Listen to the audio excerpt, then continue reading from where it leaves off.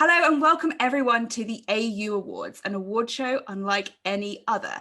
I'm Lisa Forte, one of the amazing blonde judges for the AU Awards today, and we've really enjoyed doing these awards and giving them to people who are deserving, but it's got a bit of a twist, which makes it a bit of fun. My name's Holly Grace Williams, and I too am one of the judges for the evening. And my name's Amy Stokes-Waters, and I'm our third blonde judge for the evening. And up first, we've got a wonderful chat with our good friend Rick Ferguson, and our fourth judge, our token male Ian Murphy, where we talked about the skills gap and snake oil salespeople.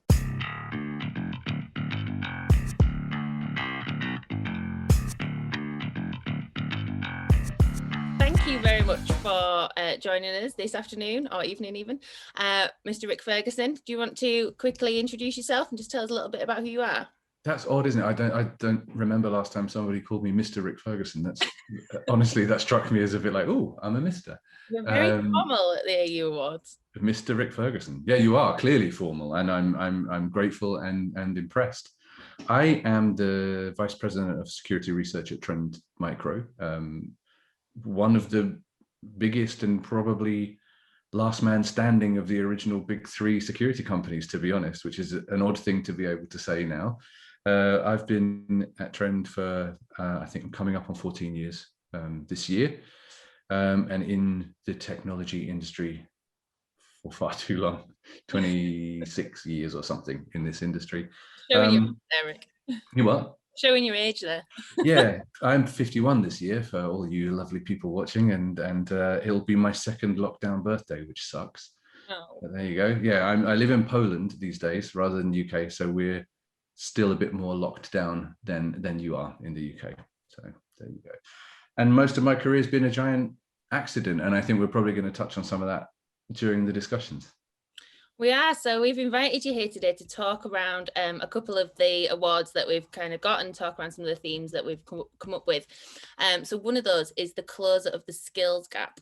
And I think kind of the first question we wanted to ask you was, why do you think businesses kind of, they don't want to take the risk to train up new people? So I've seen quite a lot of adverts recently for new roles, and it seems to be a lot of people wanting to employ senior people who don't really want to take that risk on with juniors. People tend to want some track record as well as some qualifications, right? It's like if you take someone, I have problems with or issues with job descriptions in our industry anyway in general, and I've been on record a few times in interviews with journalists for several years now saying there is no cybersecurity skills gap. It's a figment of people's imagination, or it's an artifact created through poor hiring practices or something like that, right? It's the cybersecurity skills gap isn't anywhere near as real as people say. Let's put it that way. I think there is definitely a lack of people interested in this profession from sort of school and university level, and then graduating out or finishing high school and finding a place in the industry. But the problem is massively exacerbated and multiplied and exponentially, in fact, by hiring practices. And that's kind of what you're touching on, right? It's that people leave university even with a Bachelor of Science in a related subject, and they still find that they don't hit the criteria for an entry-level job in a security operations center. Yeah. If I were looking, if I had been magically propelled forward through time and landed in the year 2021 as a graduate, so 22 years old, no, let's say even 24 years old when I got my first job in the technology industry, I would not get a job today based on who I was then. There's absolutely no way that I, with everything that I knew then, would find even a toehold, let alone a foothold in this industry. And it is about job descriptions. And I think the biggest problem, when you talk about why don't people want to train people, which was, I told you I spoke too much. You asked why people don't train people. And I think it's a financial consideration, right? If you take someone at entry level who is obviously looking to build a career and make a commitment to a certain industry, and then you give them training, then your fear as an employer is you've just made them into the employable person that you were actually looking for in the first place. You've made them more valuable, and that's going to make them or encourage them to go and look for another job elsewhere, because everybody knows that the increases in salary that you get are when you change employers. They're much bigger increases than when you get an annual appraisal or whatever at your usual employer. So the problem for employers is that how do I attract someone, dedicate training budget to them to help them learn the things I need them to learn for the job, but then retain them afterwards? And it's the fear of not being able to retain them that stops people recruiting them in the first place. And is that the problem, Rick, or do we have to accept that as the reality? Because there's got to be a stepping stone somewhere, right? So if I think back to my early career, like yours, I fell into it, but it was the keenness and the newness and the ability to want to get better at stuff that drove me to learn more and become better within the security industry, without a degree, without any qualifications, and with a mechanical apprenticeship behind me. So I think when we talk about the skills gap, you're right. Too many people get paralyzed by the fact that they think they're going to train people up so they can move on, instead of thinking we should be overjoyed with training these people up so they can move on. That should be our role when we're bringing a newbie into the industry, to see them get better, and to see them flourish, because our ceiling of wages at our company or whatever it may be is here. And if the other vendors or whatever can offer that, then that's the next evolution, surely. Yeah, and the problem for an enterprise, though, is that they're always looking at the bottom line, right? So if you continually invest in people coming into your enterprise, that's money that could have been profit, let's say. Right? I'm not a chief operations officer. I've never run a business per se, but I know that if you spend something, then you're not keeping it. That's pretty basic, right? So if you're spending money on training someone, that's money that could have gone to investment in the company, or if it's a bigger organization, it's money that could have gone to shareholders to help drive up share price or reduce operating margins or all that kind of stuff, right? So that will drive companies, particularly smaller companies that need to be able to invest in themselves, away from making that investment if they think that they're not going to get the return on the investment, which is the commitment of that individual, particularly if they're the kind of company that does have a wage ceiling. So the challenge is for those organizations, how do I become an attractive employer? How do I make people want to stay for, I don't know, 5 years is a reasonable time to stay at an employer, right? That's a pretty decent. I think companies really only get nervous about it when someone's leaving after 12 months or maybe even 24 months. But if you can say, yeah, I'll be around for 5 years, I'll repay your investment in me with an investment in you, which is only fair, then I think that does go a long way towards mitigating that. But it's up to the company, the employer, offering that training to make their environment and their organization an attractive place to work. And that's not just about salary and benefits and location or work from home or not work from home, all that kind of stuff. It's about feeling valued. It's about knowing that you have a path ahead of you, that you're not stuck in the job that you got hired for. It's about trust and autonomy and respect. And it's about feeling like what you do makes a difference and that your opinion, even as a new starter, is valued. And they're things that organizations can make a difference to really quickly. Those are cultural things that don't require financial investment, but just require you to take a good step back and look at who you are as an organization and notice your own failures and build an action plan around them. Yeah, I think that's a really good point. And I think in terms of like the learning path that people go on, I'm sure even you in your wise position as a VP of security research, that you're still learning things even now. So it's not like we ever stop investing in the employees that we've got. Even if we employ senior people, surely they've still got to go on a learning path. Yeah, I mean, to me, that's actually the thing, because being nearly 14 years at Trend now, that's the longest I've been anywhere. I'm not old enough to have been anywhere else that long, really, almost. But that's the reason I've stayed at Trend, is that actually I wasn't hired to do the job that I'm doing today. I was hired because all of my background was technical. I was very much a backroom boy through my entire career. There was no public face to me whatsoever, other than singing in bands and stuff, but that was totally unrelated. So I was hired, my whole background was telephone-based tech support. I started at tier 1, went to tier 2, became the interface between product development and support. And then I was hired into Trend as a architect, security and privacy architect, which I've been doing for EDS just prior to Trend. So I was there to talk to customers, to talk to our own sales engineers and technical people and product development, and help design technical solutions for customers. And then over the 14 years I've been there, my role has completely mutated, because it's a company, and I'm sure there are others like it, but it's an absolute gem when you find it. It's a company that allows you to identify what it is you are passionate about, and to find your niche and to develop into that niche. I had never done an on-stage PowerPoint presentation before I joined Trend. I had never made a video or written a script or stuff before I joined Trend, and I had never really actively been involved in research. I had been fully and 100% immersed in taking broken shit and making it work again. That was all it was. So that's the thing. Become the company that allows your employee to discover who they are. Because Trend is an Asian cultured company, we have a lot of little aphorisms and things inside the company. And one of them is, and it's advice to everybody that works for the company: be yourself, be the best part of yourself. And the company allows you to do that. And the other one is dare to fail. It's okay to mess up. It's okay to get things wrong. In fact, inside Trend Micro, it's encouraged, because every time you do that, you learn something and you apply it next time you do something else. So it's about building that kind of culture.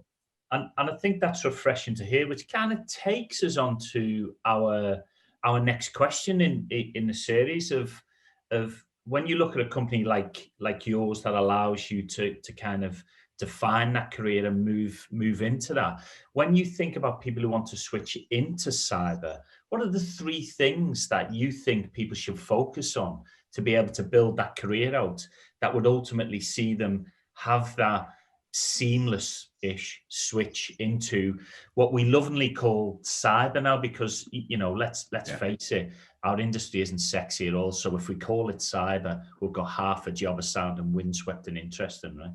And there's definitely an external perception. In the days when I used to get into taxis in London, which seems like something our ancestors used to do rather than something that we would still do, the driver always says, what do you do for a living? And you answer the question, and the first question that comes back is always, is it safe to use my credit card online? So there's always this perception that cyber is just that. And I think that's part of the unsexy thing.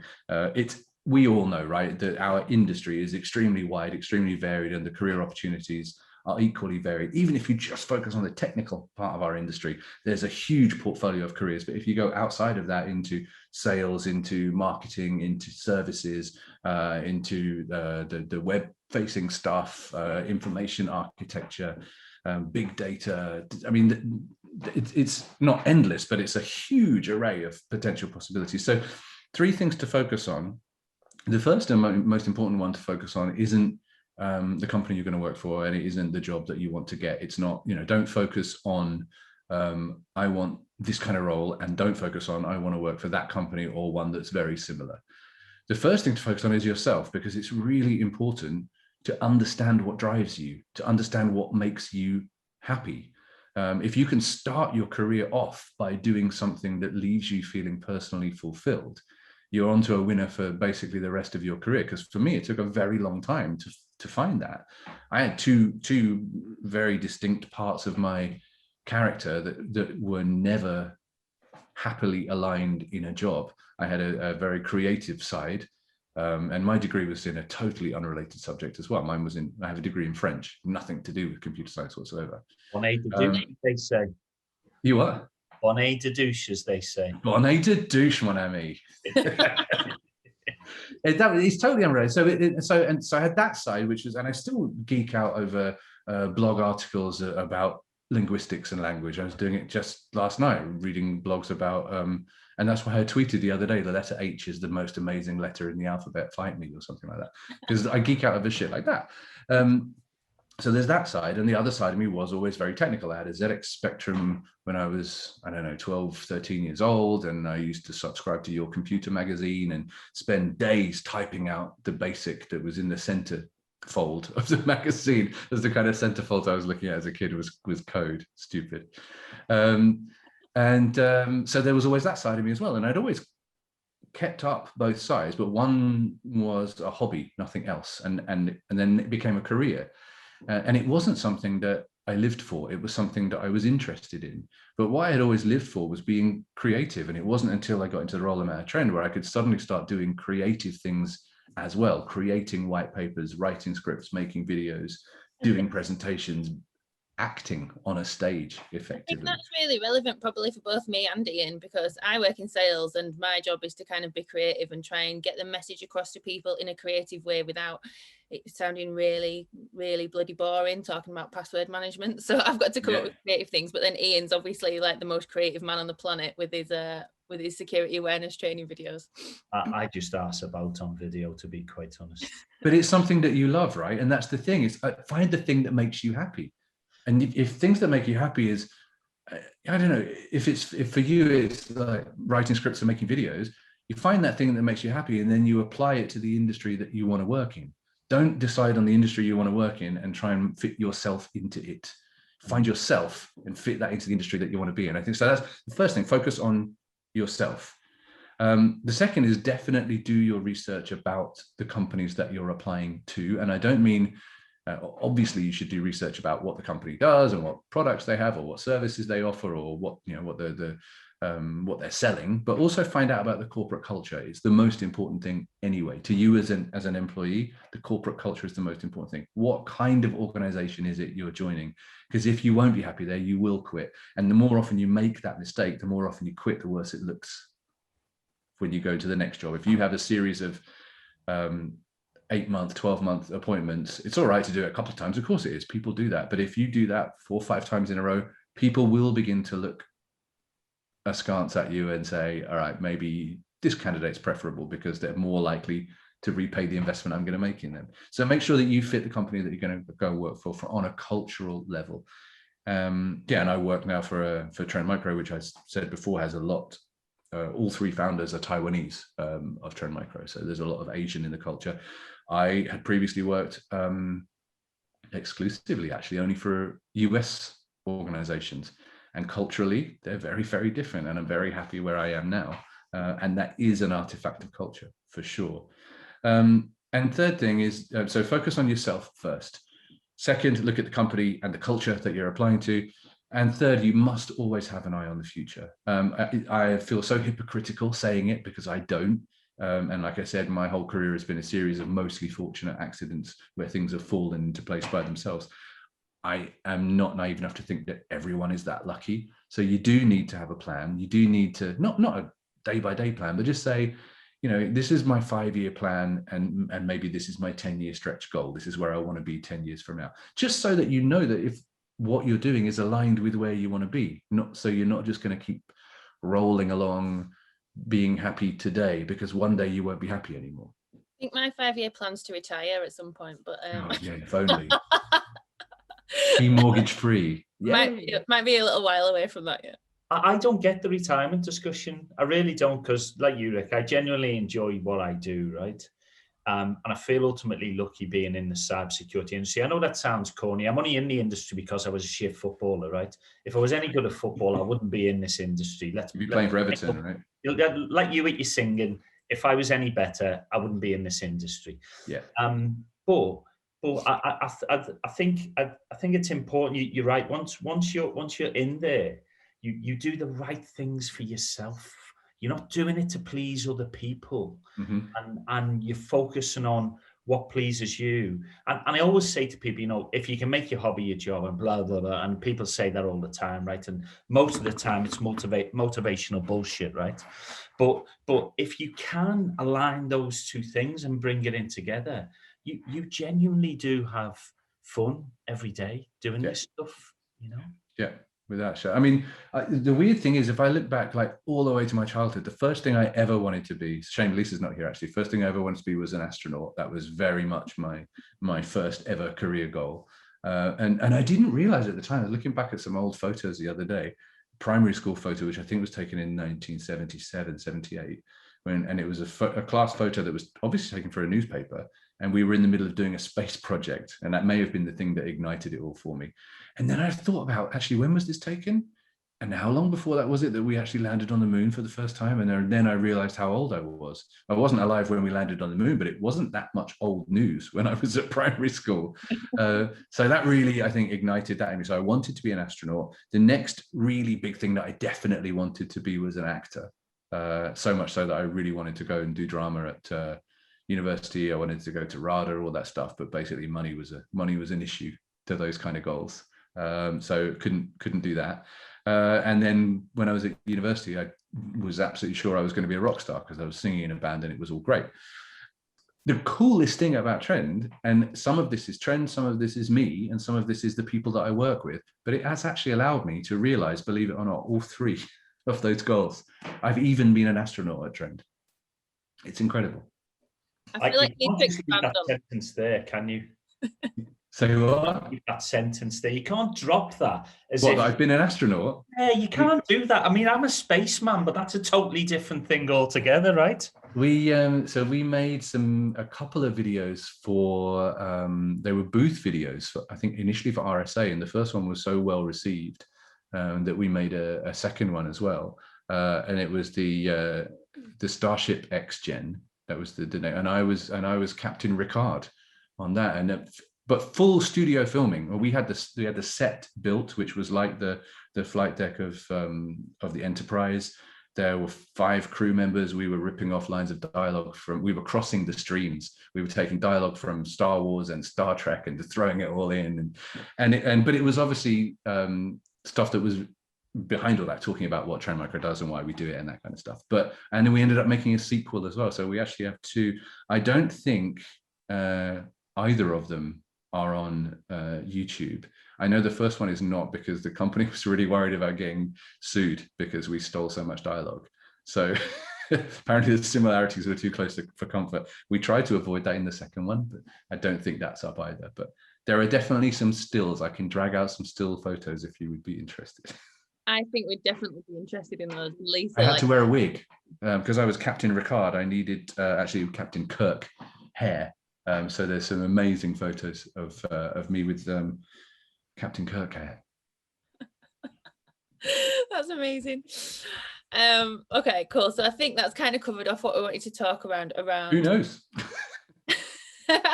Around the cyber skills gap. So if we can talk now around one of my favorite topics, snake oil salespeople. So one of the awards that we're presenting this evening is Top Snake Oil Hunter. So that's for people who are kind of calling out snake oil salespeople who are kind of trying to push PKI or quantum, or my personal favorite, artificial intelligence.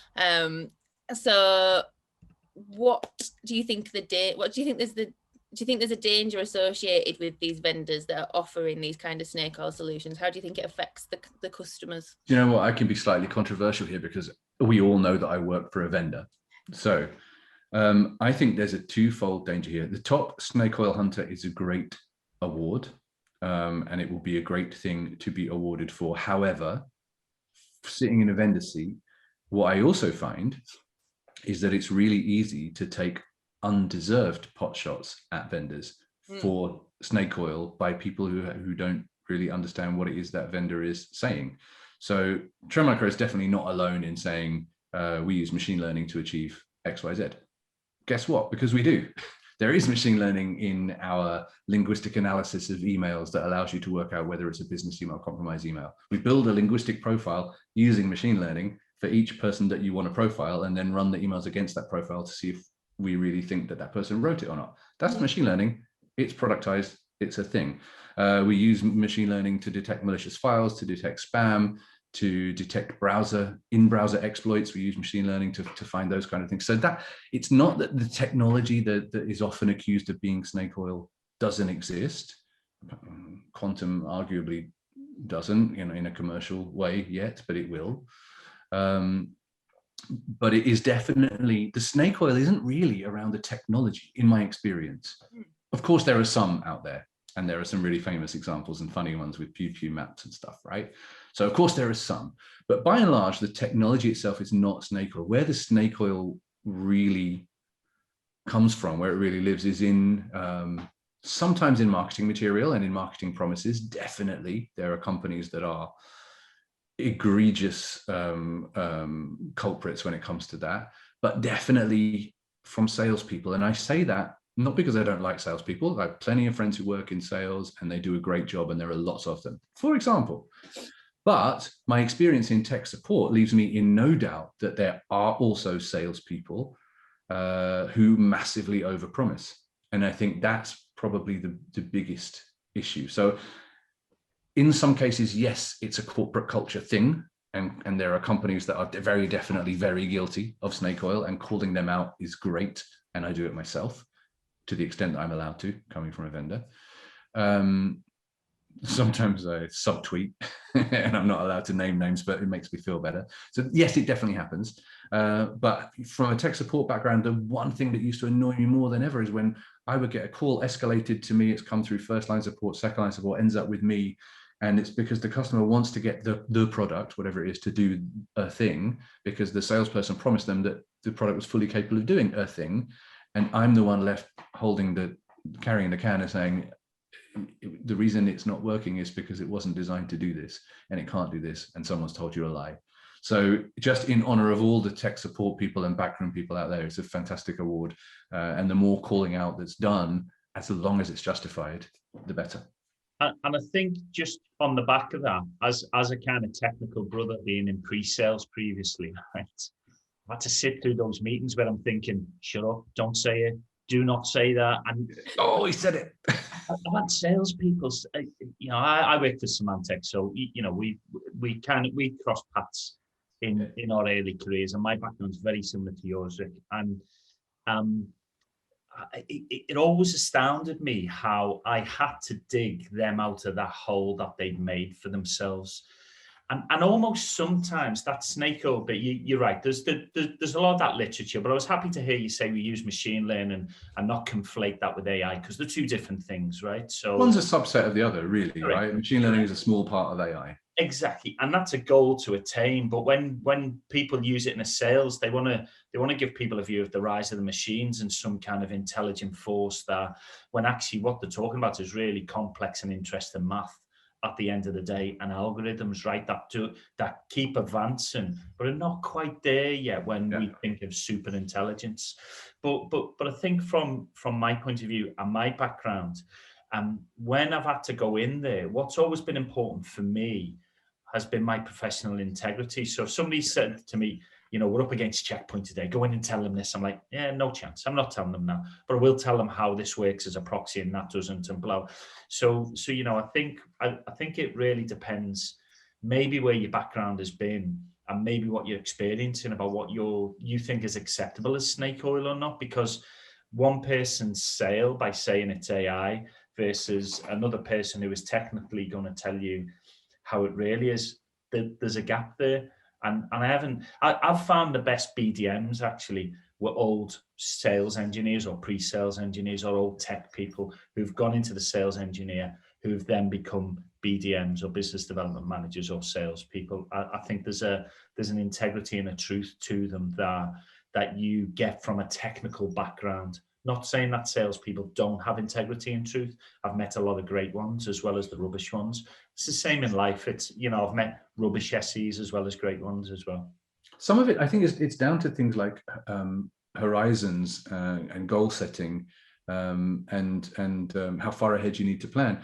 If you're in a technical role, if you're fixing something or if you're installing something, then your goal is to keep it fixed for good, or to make sure it runs effectively for a very long time. That's what you want. So you have to plan. You think a long time ahead, and you think with an ultimate goal in mind. If you're in sales, then you're judged on that quarter's number, and at the stretch, maybe that year's number. And anyway, if you blow it out of the water for 4 quarters in a row and then are no longer working there because maybe you have a tendency to overpromise, you'll find a job somewhere else because your numbers will speak volumes about what you achieved in the previous employment.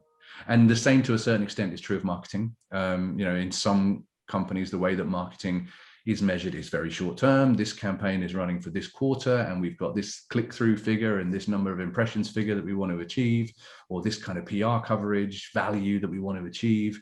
And so it's, again, driven by short-term thinking, and success rates is quantitatively measured, not in contracts signed with sales, but in number of people that clicked on a thing. And if that's your thinking, then there will be a strong temptation to make overblown claims because it will help you achieve your short-term goals. I think there's a bit of a shift in the sales mindset. I mean, obviously I work in sales, so I talk to a lot of salespeople. But I think because we've all kind of moved away from this corporate brand and we're moving towards this personal brand thing. So everyone's talking now around how you build your own personal brand. In sales, you being that, like having integrity and you being that trusted advisor, not just because you work at a company that's that's brilliant, but because you yourself kind of understand what you're talking about and you know what you're selling. I think as that becomes more important, I think salespeople are looking for that longer term gain with customers. So I know if I sold a load of pen testing to a customer, and I totally oversold it and we massively under-delivered because of things that I'd said, I know if I move to the next organization, I'm never going to get those customers to come and work with me again because they wouldn't trust what I was saying. So I think there is probably a bit of a shift in that. I just have thought I'd better stick up for the salespeople. Yeah, it's not about salespeople. That's why I chucked in the marketing thing as well, because for me, it is about the way that you think and the way your goals are set. And if corporate goals are set very short term, then you will take very short term actions because that's what you've been told to achieve.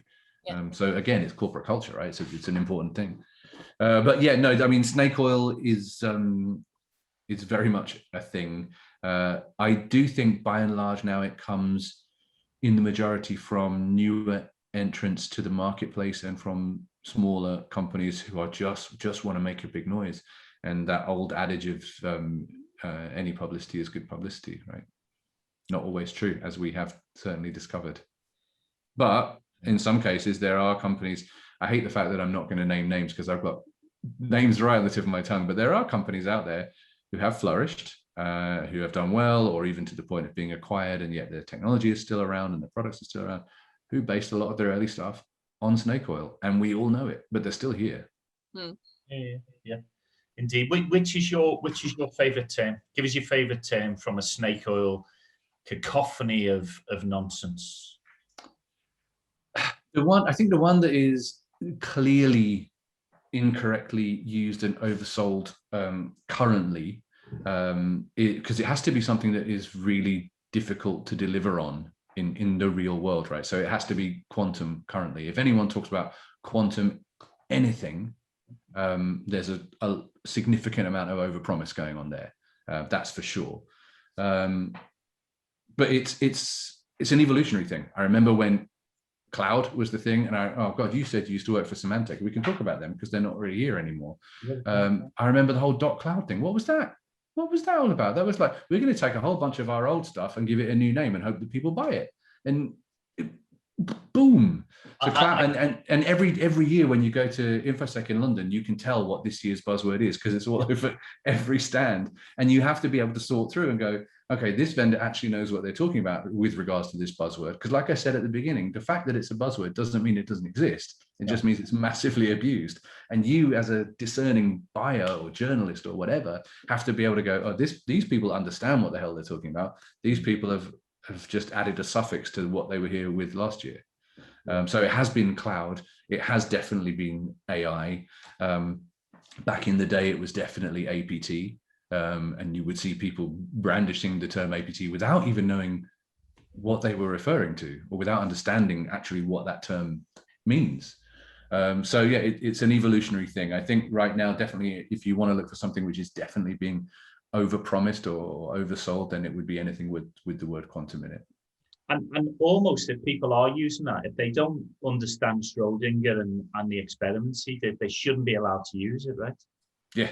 Everyone needs. What we should do is we should have like a buzzword registry which gets updated maybe quarterly, but definitely half yearly. Official buzzword registry, and we should then have a license to be able to use any of the words that are currently in the registry. So if you're going to write an email or have a conversation or design a web page that includes any of the words from this 6 months registry, you need to show your license before you publish or open your mouth. Ian, what's your favorite buzzword? I love military grade, right? And oh God, that's a great one. Use it, and having been in the MOD for 10 years, if anybody said military grade to me, right, I'd be like, yeah, I'm not touching that. It's underfunded. Yeah, underfunded. It's technology that's 10 years old. It breaks. It's full of vulnerabilities. Yet people still think, that this is something worthy to tell other people about. It's almost like an oxymoron, it's almost like the antithesis of what you're trying to tell people about if you're using that term. So yeah, that's definitely amongst all that other stuff, I bark at the moon about all that other stuff as well. And it's also something, and military grade is a great example because a lot of the buzzword stuff is entirely devoid of inherent meaning. And military grade is a great example of that. Something which has really, it's like next gen. Oh my God, I should have said that. That's my favorite one because it's evergreen. It never goes away. Next gen has no inherent meaning because if you as an organization start using next gen as a term, what do you do with your next iteration? Is that next gen? I mean, what are you going to call that stuff? Post next gen? That is why we've got the next generation machine learning CISO as an award. Man alive. That is definitely one. That slipped me, but it's definitely one. Next gen. Shut up. I think my favorite one was another Symantec one where they came out with negative day protection. Like you could get any better than 0 day protection. Oh, but you can. See, that's what I mean by sometimes things get spoiled by snake oil, but they're actually real. So if you look, for example, at the 0 Day Initiative, right, CDI, which is an initiative run by us, but it came to us through an acquisition. We acquired Tipping Point and ZDI came with it.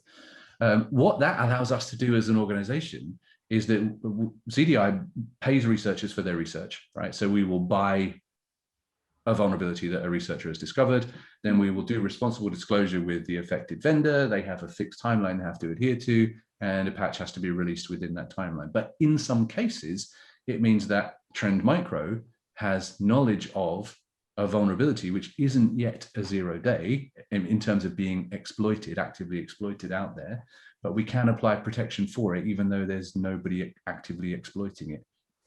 So conceptually, it is kind of negative 0 day, although it's a stupid term.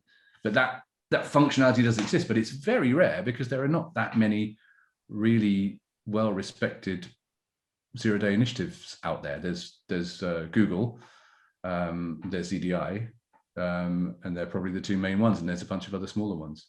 Yeah. So if people are talking about that capability, if they have it, in most cases, it's extremely limited. Yeah, I don't think this company we're talking about. I don't think the company I'm talking about capabilities for it. I mean, 0 day is one of those terms that has a lot of different use cases, like 0 day exploit, 0 day vulnerability, 0 day malware are all totally different things, right? But they all have the same prefix. So there's a lot of misunderstanding about it conceptually until you start getting into a conversation to try and clarify all that stuff.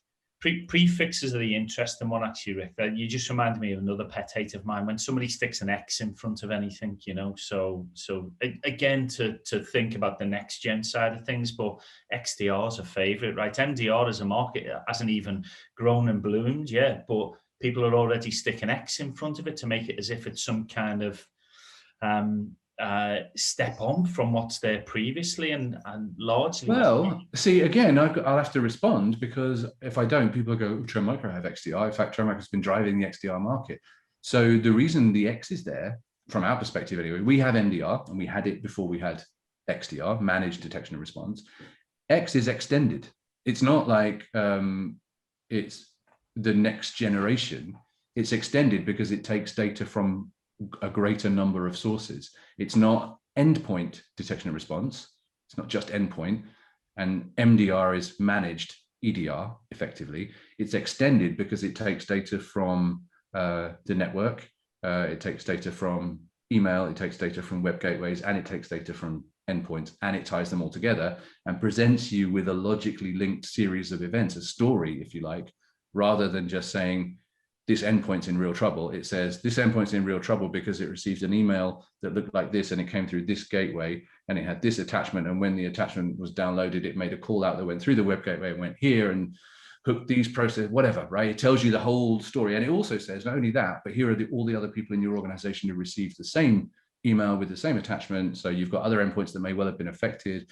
So XDR, if it's used in the correct way, the way that it is intended, has a meaning. It is something it's extended. And we started using X when we talked about our XGen strategy. And the reason we spoke about our XGen strategy is because we were so fed up with NextGen. And it's like NextGen is so, and we refuse to call it NextGen. Ours is cross-generational. That was the point of the X. So cross for X was cross in XGen and it's extended in XDR. So definitely there's a case to answer for mixing metaphors and mixing meanings. But cross-generational for us was us making a point saying, if you look at the newer companies to the space, one of the big sticks that they like to swing around is legacy AV. These are legacy companies doing legacy things with legacy technology. And we're like, well, do you know what?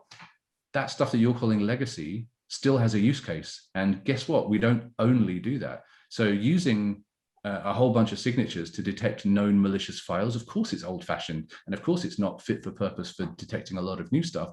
But if you want to quickly and with low computational intensity sort through a list of known bad, signatures are one of the really easy tools in the box.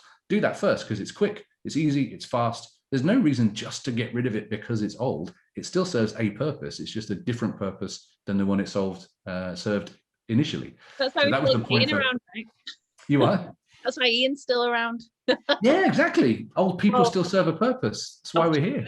I was just thinking, Rick, cross-generational could be the sound of our next punk band, our aging punk band that we develop. The cross generations. I'm having a bit of that.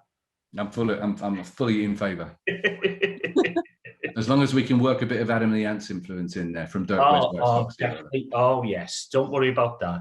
We're in Prince Charming. Don't worry about it. That was my first musical love, Adam. In fact, this one that's buried in my Japanese tattoos is the Adam and the Ants logo. Amazing. We could go off on a tangent here on 80s punk music and stuff like that, but let's get back on topic. Oh, really?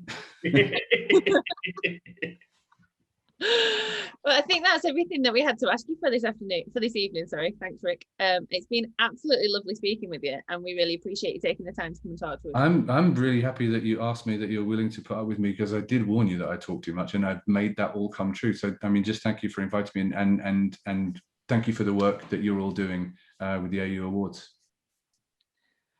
Bless you. Thanks for your time, Rick. It's been awesome talking to you. My pleasure, totally.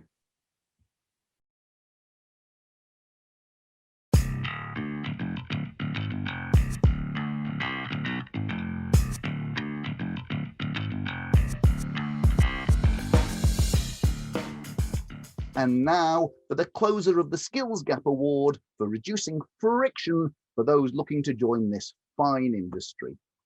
The closer of the Skills Gap Award is for the top people out there who have been helping the noobs and mentoring the reskillers. It's for the teachers among us helping shepherd new minds into the cyber field, so we have a new generation of top thunk leaders for the future. The nominees are Jay Harris, John Strand, Phil Wright, Lisa Short, Sel Robertson, Dan Card, Colin Hardy, Scott McGreedy. And the winner is, I love this kid, Scott McGreedy, for all the work he has done with schools and the police. And with a special mention for Jay Harris for his time spent on the Manchester Grey Hats group in particular.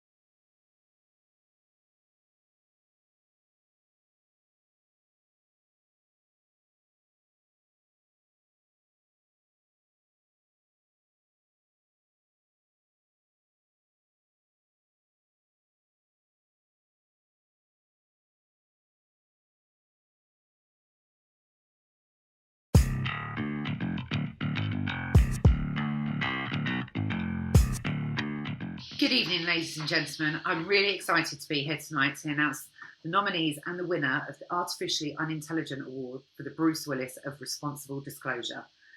This award is for the security professional who's discovered vulnerabilities, breaches, or security wrongdoings and gone Armageddon on the company to force them to put it right. No system is unbreakable, and this person shows a sixth sense for underhand goings on, a die-hard security advocate. And our nominees this evening are Jane Harris, Ken Munro, Troy Hunt, Daniel Card, and Shannon Morse. And our winner is Ken Munro for all the excellent work he does disclosing vulnerabilities. Congratulations, Ken.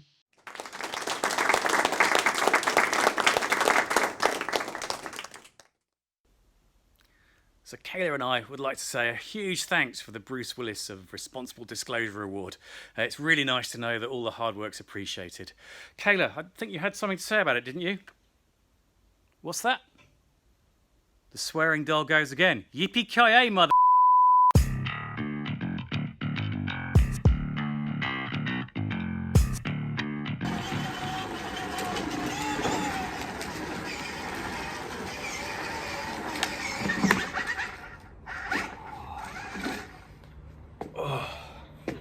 That was a tough shift. These AU lot remind me of a shift I used to do in Blackpool.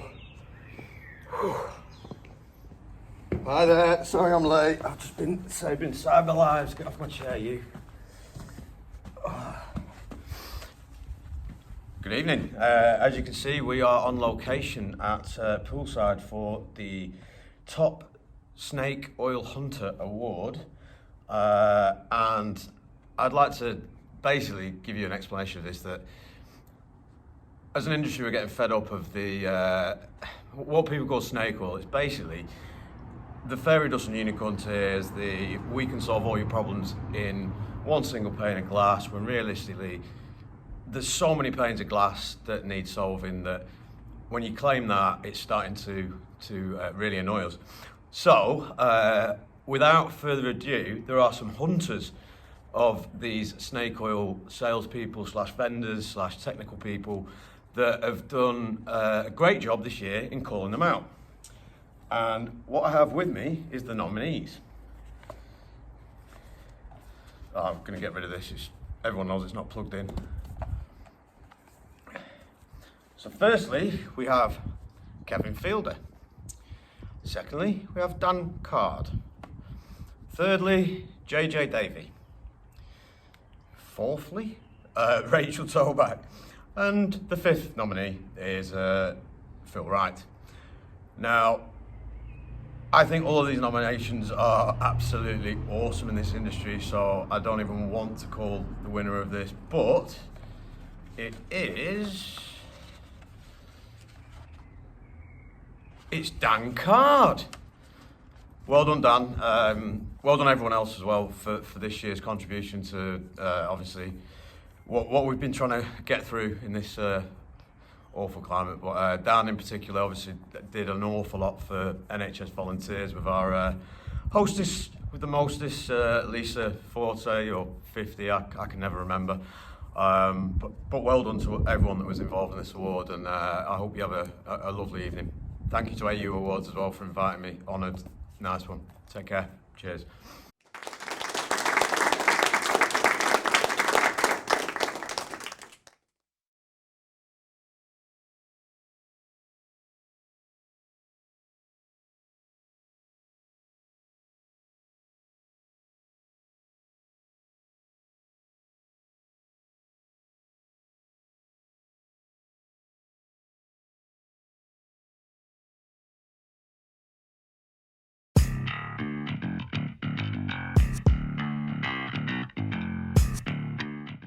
Welcome everyone to the Artificially Unintelligent Awards 2021. I'm absolutely thrilled to be presenting this award all the way from Australia. This is truly an international event. I mean, this is the Oscars of the cyber world.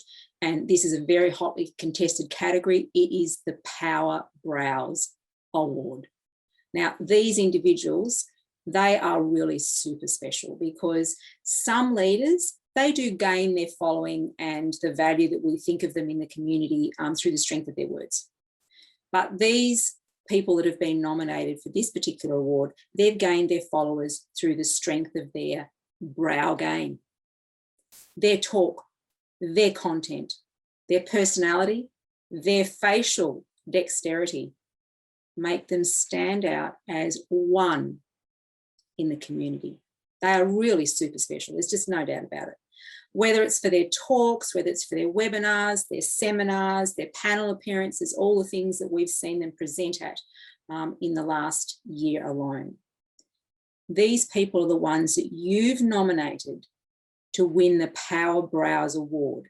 And our nominees are, in no particular browsing order, Jenny Potts, Steve Watts, Channy Sims, JJ, Audrey Renee Bentley, and last but definitely not least, Eliza May Austin. Congratulations, all the nominees for this award, this inaugural award, the Power Brows Award. For your content, your personality, your dexterity, the strength of your brow game, and the winner is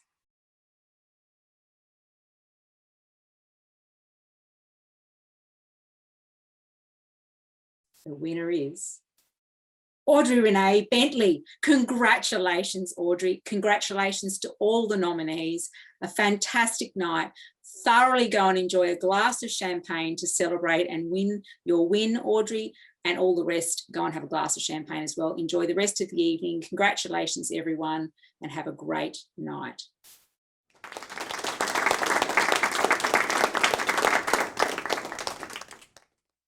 Hi, you guys. I just wanted to thank everyone who voted for me. I really appreciate it. And if you haven't already, donate to Innocent Lives Foundation. So one of our awards is Troll Hunter, and trolling is a really big issue in the industry, but there are lots of different sides to it. And I think for me, sometimes you see a bit of a mob mentality when someone says something that maybe is trolling, maybe isn't trolling, and everyone kind of jumps on it.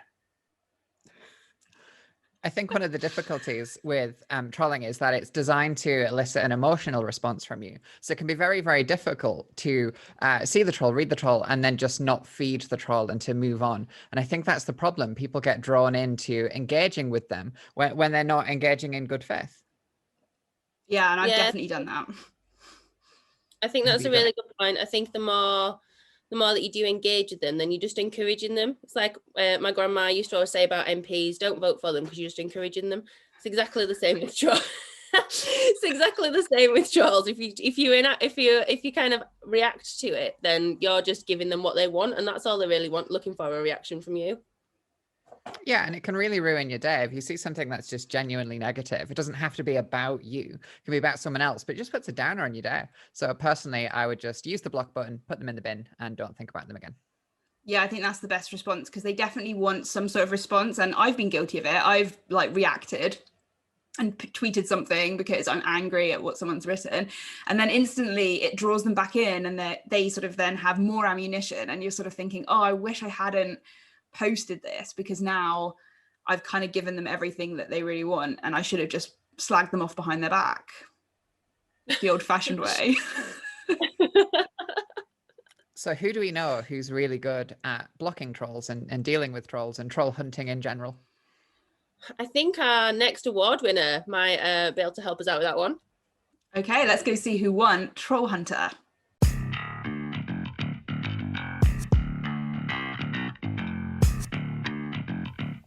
I'm pleased to be presenting the Top Troll Hunter Award. This award is celebrating people who have battled and hunted down the trolls with skill and finesse. Too many professionals in InfoSec experience some form of trolling. A few brave souls go out of their way to identify and counter the attempts to try and preserve our happiness and sanity.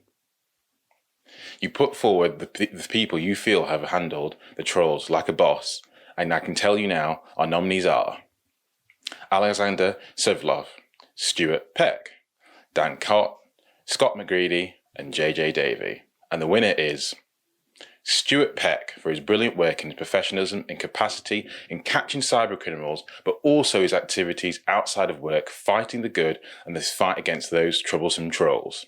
Congratulations, Stuart.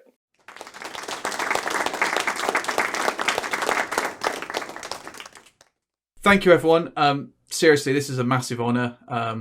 Only award I ever won was for a blog that I don't even have. So this is an amazing award and achievement, and I just can't wait to thank all the people that have made this happen. Really. Thank you, mate. Cheers. Yeah, sorry, I'd lost my place. So yeah, I just want to say this is an absolute honour to accept this award, and you know, I've spent a long time using my OSINT skills to find trolls, and having to deal with a lot of trolls on Discord makes it a worthy cause to be recognised for probably being a little bit of a troll, but you have to be a troll to hunt a troll. So that kind of works really well for me, and I just can't say how much this means to me. Yeah, I just want to say thank you. Thank you for everyone putting this amazing award ceremony on, and for the people that voted for me. It was a genuine surprise because, like I said, I never really get awards, and it's nice to be recognised for something, even if it's hunting trolls, which I think is a very valuable thing to do, and everyone should do that for sure.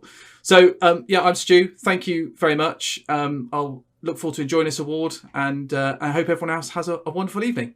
Thank you.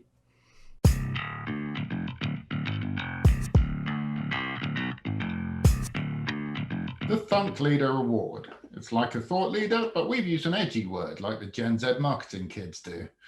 We ask you to put forward the people in the industry who are really bringing innovation, big thoughts, and the hot takes. There are some absolutely brilliant minds out there in our cyber community, and this award is to celebrate and appreciate them all. Our nominees are Jake Moore, Rachel Toback, Adrian Taylor, Steve Watts, Nikki Webb, Carrie Lenning, Stuart Peck, Keel Hubert, and Chris Hadnaji. And it was a very close run thing, but this year the award goes to the superb Privacat, Carrie Lenning. Thank you, Carrie, for everything you do for the cyber community.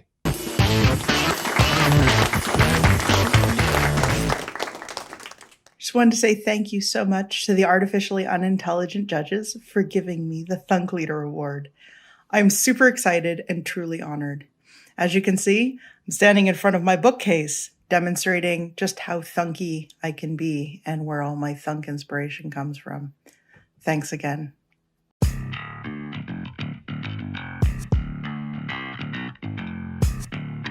Hello, good evening, and welcome to the Artificially Unintelligent Awards. My name is Sarah Armstrong Smith, and I'm here to introduce you not just to the next generation, but the next generation machine learning CISO. This award is for that security leader with that modern approach who doesn't rely on buzzwords to get their message across. Okay, let's hear it for those nominees. Will it be Greg Vandergast? Will it be Stuart Hurst? Will it be Stephen Trippier? Maybe Christian Toon? Would it be Kevin Fielder? Maybe one of the lovely ladies, Jane Franklin or Eliza May Austin? Let me think. Let me pause for that dramatic effect while we give you the winner. And the winner of the next generation machine learning CISO is none other than Stephen Trippier. Congratulations, Stephen. Woo! Now go and have a beer.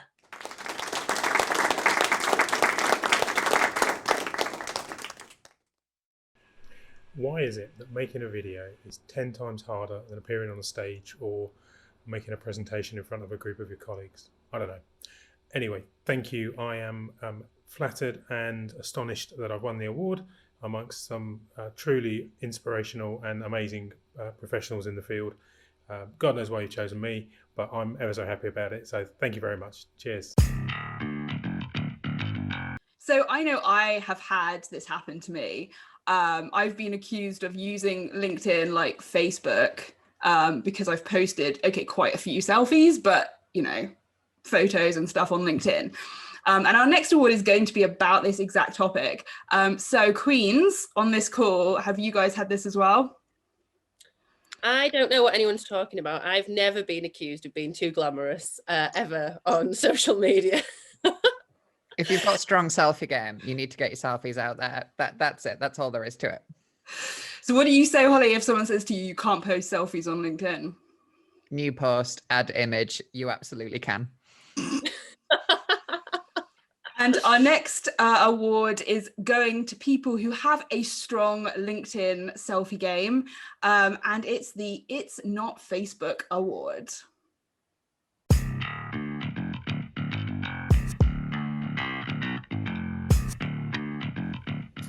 Oh, hello there. Welcome. Come on in. I'm just taking a little bit of a break between the video shoot for my OnlyFans. I know, you want some more. They'll be coming, don't worry about it. So I'm so pleased and honoured to accept the award. What? Not given? Given it? I took for... Oh, okay, we'll do it your way. So apparently I'm here to give an award. And this is the This Isn't Facebook Award. The nominees are Eliza May Austin, JJ Davey, Jenny Potts, Nikki Webb, Stephen Trippier, Mike Jones, and Vic Edwards. And the winner is Eliza May Austin for her unique ability to intersperse informative and useful content with fantastic selfies. Well done, Eliza. Congratulations.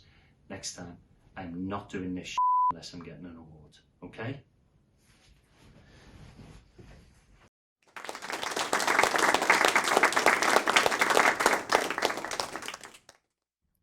Hi, it's me, Eliza May Austin. You may recognise me from such things as LinkedIn.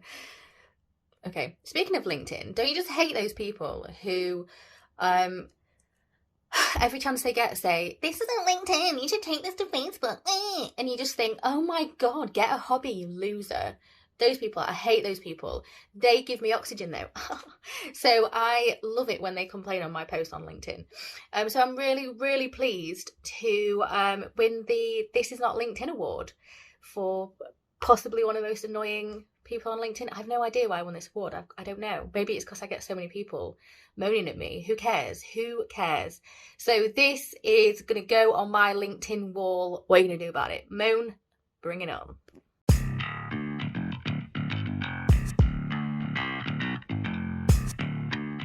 Tonight, I have the honour and the privilege of announcing the winner of the Cyber Lady Brain Award. On social media, we see many female-forward terms like girl boss, CEO, salesperson, software developer, and academist pushing forward the female workers within our industry for the good work that they do in pushing our industry forwards, be it starting innovative companies, finding new ways of using interesting technology, or any other hard work that they do to push this industry forwards. These women have put significant work into advancing our industry. And the nominations are Emily Overton, Jessica Barker, Rachel Toback, Rowena Fielding, Jen Frankland, Lisa Ventura, Lisa Wright, Sarah Armstrong-Smith, Kimberly Hendry. And the winner of the Cyber Lady Brain Award is Sarah Armstrong-Smith for the work that you do in this industry, for pushing forwards with innovation and technical advances, despite having a lady brain.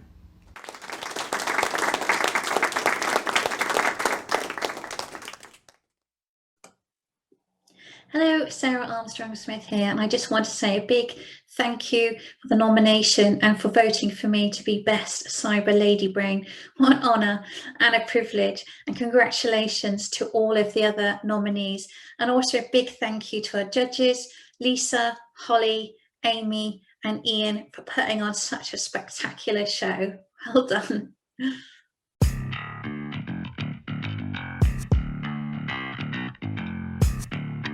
I'm here to present the Contribution to the Cyber Community Award. Over the last 12 months, we've all found it really difficult being locked up and not being able to attend any real life events. But there's been one team that has put so much effort into bringing us all together, keeping us laughing, keeping us innovating, and providing some absolutely banging tunes for us all to have a boogie to as well. It can only be the Cyber House Party team. We wanted to say a huge thank you to you guys, and really, really well done for everything that you've done.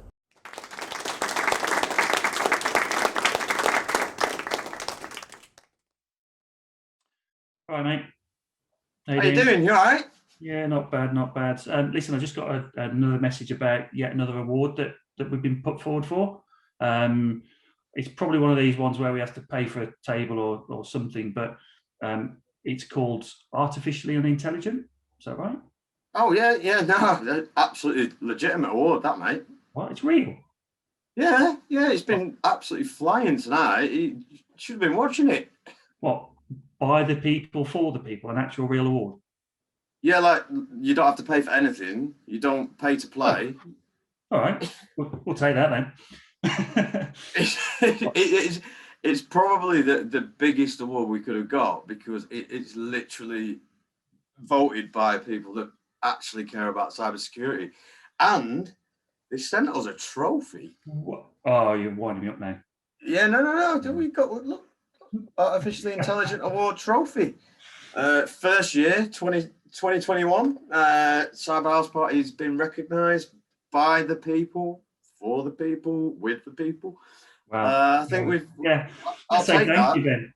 Well, yeah. Thanks everybody. Yeah, appreciate it. Really appreciate everybody's votes for us, and we only put it on just to have a bit of a laugh and play a few tunes, and we'll carry on going as long as you want us to. So yeah, thank you. And AU Awards, thank you very, very much for recognising all the hard work. We also recognise all the hard work that you've put into this evening. And you keep going and keep doing the good stuff. And I think everyone's had a good time. See you soon, everyone, hopefully. Thanks, guys. See you. Take care.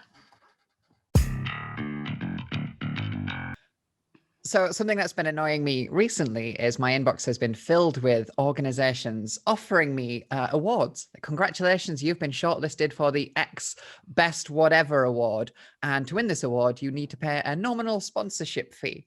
So for our awards, what we've decided to do this time around is take the idea of a pay-to-play award, but make it for a good cause. So girls, what have we done for our version of the pay-to-play?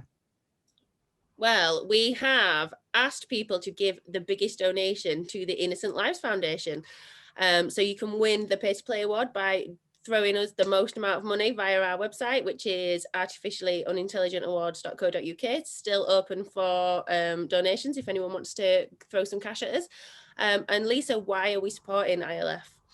ILF is an amazing foundation that helps basically track down child predators online and try and put a stop to this horrendous industry. And they're doing a really, really good job, and they're supporting law enforcement around the world doing it. So it's something that's obviously really close to all our hearts and, involves OSINT and cyber as well. Give us your money. Please.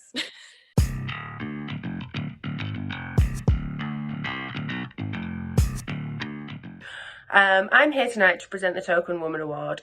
So we've included this award because, well, diversity, right? How many of our top cyber women have been included in conferences, events, panels, discussions, so they can fill the spot of Token Woman?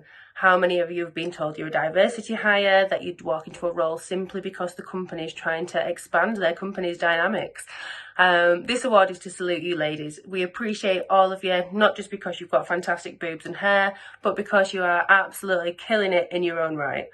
So the nominees that we've got for this evening are Lisa Ventura, Sarah Armstrong Smith, Jane Frankland, Saskia Coplands, Eliza May Austin, and Regina Blumen. And the winner is Eliza May. Well done, Eliza. We thought you would appreciate this award the most, and you did tell us it would be a fix if you didn't win, and we don't want to be accused of nepotism. So really well done to you. Now back to the rest of the AU teams for some more awards and a much more fun evening.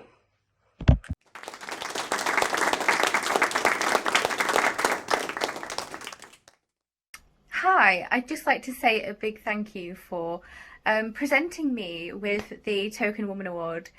Obviously, I deserve it because I'm amazing. #blessed. Anyway, yeah, I have no idea what to say, so thanks from me, and thanks for this creepy picture of my grandma.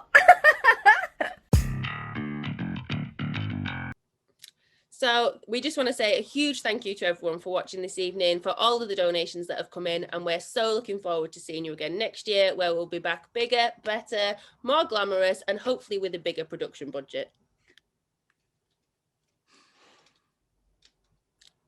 Isn't everyone else meant to say goodbye now as well? Meant to say goodbye. See ya.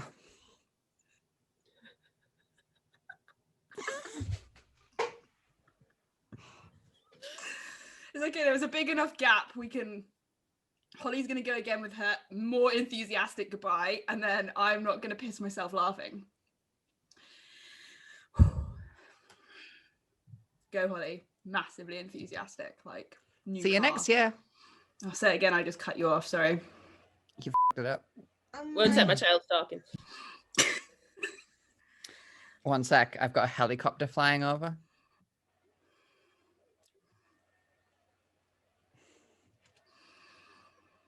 She's the queen of the queen, apparently. Right, go and be the queen of the queen over there while we just finish this. I'll mute myself while you guys do this bit. Thanks for watching. See you next year. Thanks, everyone. Adequate.